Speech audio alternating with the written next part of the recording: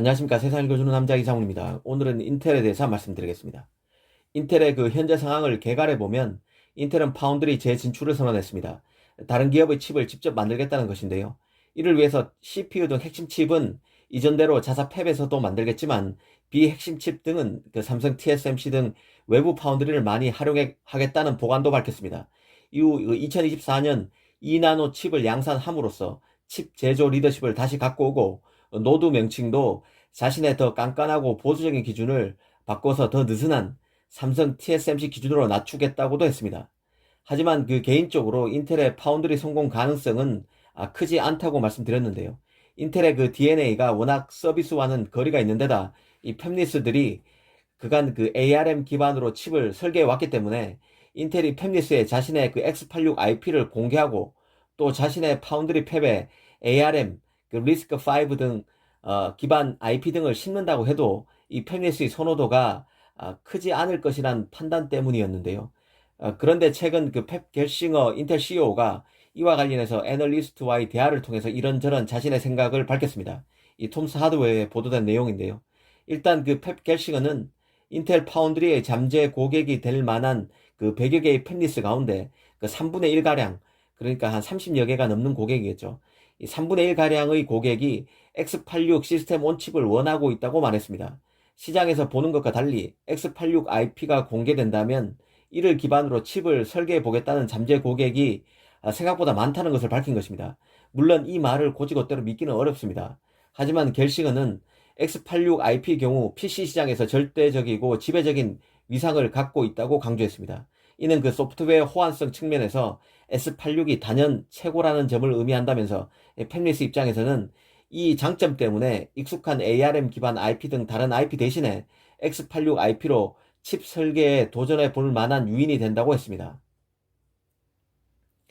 사실 인텔로서는 애플, 퀄컴 등이 ARM 계열 CPU로 시장을 잠식해오자 이 파운드리 재진출 선언을 통해서 완전히 전향적으로 자신의 IP를 공개해버린 것입니다. 이 팹리스들로 하여금 직접 프로세서를 설계하려면 X86 CPU IP로 설계하라고 자신이 베타적으로 써왔던 X86 IP를 제공할 뜻을 밝혔다는 의미입니다. 이 개인적으로는 ARM IP는 원래부터 사용자 중심으로 만들었던 IP고 X86 IP는 인텔만을 위해서 만든 베타적 IP라는 점에서 다른 업체가 사용하기 힘들 것으로 봅니다. 더구나 IP를 오픈하게 되면 인텔이 팹리스와 의사소통할 인원을 많이 배정할 수밖에 없습니다. 비용 부담이 훨씬 커진다는 얘기죠. 당연히 인텔로서는 파운드리 팹도 더 지어야 하기 때문에 돈이 상당히 더 많이 들어갈 수밖에 없습니다. 이 때문인지 겔싱어는 앞으로 자사주 매입은 없을 것이라고도 했습니다. 이 비생산적인 곳에 자본을 투입할 여력이 없다는 의미입니다. 이 공장을 앞으로 많이 지어야 하는 만큼 이곳에 집중적으로 자본이 투입될 것임을 분명히 한 것입니다. 사실 후발 파운드리로서 인텔이 성공하기 위해서는 결국 제조 용량이 중요합니다. 칩을 많이 만들 수 있어야 비용 회수가 가능하다는 의미인데요. 이 반도체 제조 사업은 기본적으로 자본 집약적인 비즈니스입니다. 이런 점을 잘 알기에 겔싱어도 팹리스들에게 X86 IP로 칩을 만들어야 소프트웨어 등 호환성에 있어서 유리할 수 있다는 점을 적극 어필하는 것 같습니다. 이 겔싱어가 인텔 파운드리 사업이 성공할 수 있다는 취지로 말했지만 여전히 인텔에게 파운드리는 쉽지 않다는 생각에 변함이 없습니다. X86 IP가 소프트웨어 호환성 측면에서 낮다고는 하지만 팹리스 입장에서 보면 쓰기 편한 ARM IP를 버리기 어렵습니다.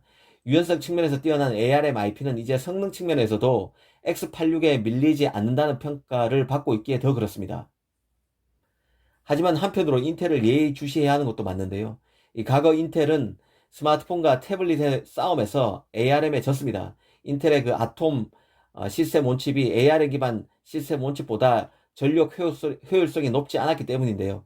그래서 애플이 첫 스마트폰에 ARM 기반 SoC를 탑재하면서 TSMC 삼성이 급격히 커지게 된 것입니다.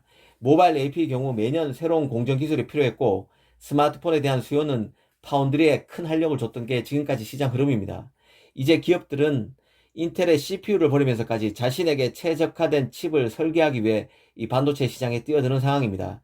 그래서 인텔은 심각한 도전을 받고 있는 X86의 주도권을 지키고 이 파운드리 호황에도 올라타기 위해서 파운드리 사업 재진출을 선언한 것입니다.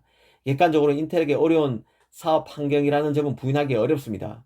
하지만 뛰어난 기술력과 미국 정부라는 뒷배, 그리고 2024년 2나노칩 양산 선언을 했을 만큼 보이지 않는 무언가를 인텔 내부에서 준비하고 있다는 기대감도 있는 게 사실입니다. 이 펩 겔싱어의 발언에 많은 부분 동의하지 않지만 그 썩어도 준치인 인텔 행보를 주목해야 한다는 점에는 이견이 없을 것 같습니다. 오늘 이 시간에는 인텔 펩 겔싱어의 발언을 소개해드렸습니다. 감사합니다.